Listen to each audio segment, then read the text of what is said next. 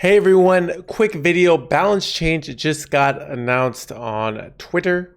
And this is coming up next Tuesday. These are big balance changes. For standard, we have Pirate Quest Warrior line is getting an initial number on the final step for it to 333. This is another big nerf. It's the deck is already so terrible at my rank, so it's sad to see that, you know, if you crafted this deck, it's probably going to be bad now. Now, I said that people said this last time and it got good. I don't know, but it's probably going to be bad. So sorry about that. But if you don't hate Pirate Warrior, you're in luck because it will stink even more. So that's good. Like this, not really invested. This is a quest that's really sort of a nerf aimed at the lower ranks and not at the higher ranks because the deck's not good at the higher ranks. But that is this. Pufferfist down from 3/4 to 3/3. I mean, this card is very, very strong. It's run in so many decks. That being said, I'm not sure how I feel about the Pufferfish getting nerfed.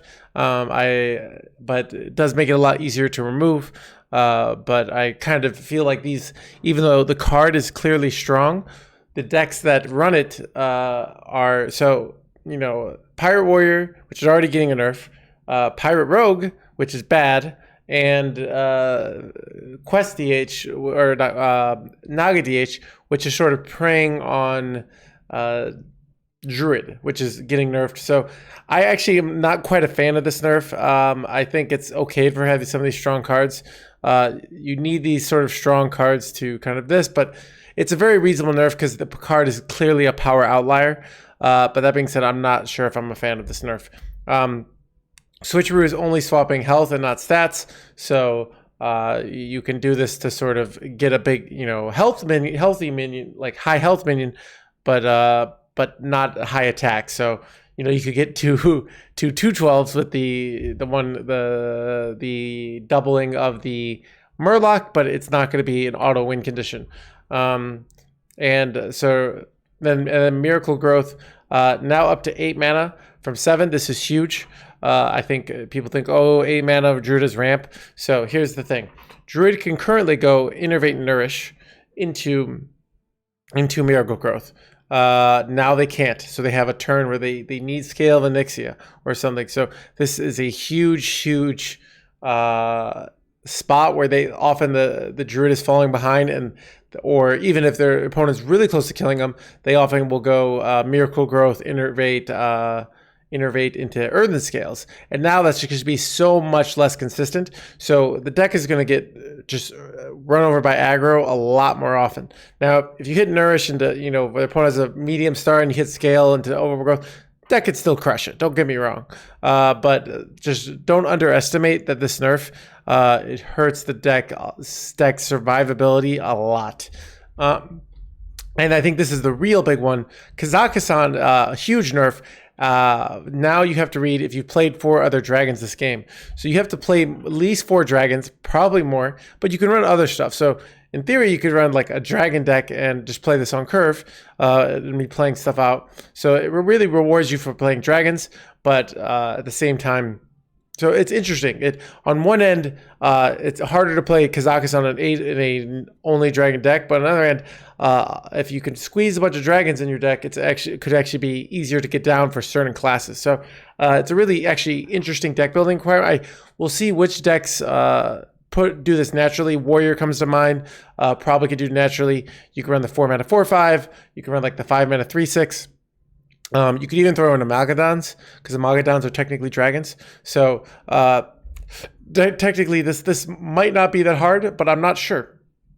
It's one of those things where this is a deck builder saying, okay, what's the optimal amount of dragons? Do you put 6 dragons in? But the reality is, I don't think late game win conditions are that broken right now. So there's Kazakusan was the big broken part, but there's a lot of slow sort of late game stuff.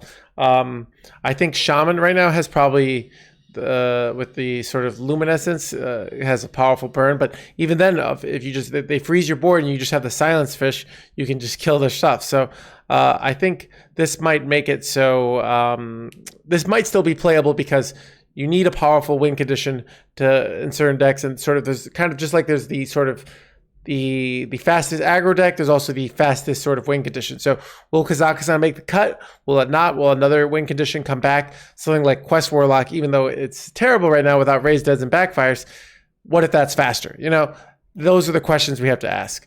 But I think Gallon says this, fulfilling similar roles restart as an entire win condition in one card, going to bounce. So now it's like you just don't have this one win condition in one card. So you can't just say, all right, I'm going to have 29 cards in Kazakusan that always wins. That's what part of the reason why Druid is being so toxic. So I think the Pirate Warrior got hit the hardest. Pirate Warrior lost about Pufferfist and the quest line. Pirate Warrior is bad now. It was bad before. I know everyone in my YouTube chat said I'm an idiot.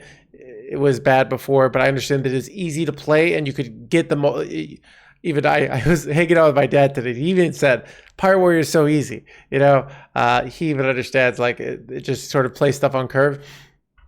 But the reality is it's easy to play, so you're less likely to make mistakes, so you can get the most value out of it.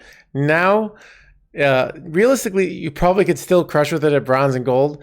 But, you know, if you want to get Legend of Pirate Warrior, I'm not so sure. Next, I think Druid with the Kazakusan and the Miracle Growth got hit. I don't underestimate the Miracle Growth nerf. It matters, but I think it's an excellent nerf. That card is very, very strong.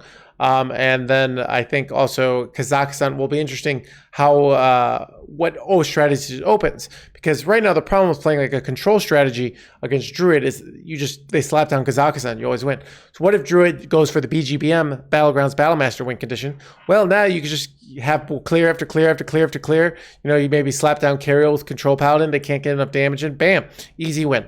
It's a thing of like, well, then what do they do? Do they run like the 5-mana Colossal? Do they run Dragons and Kazakusan?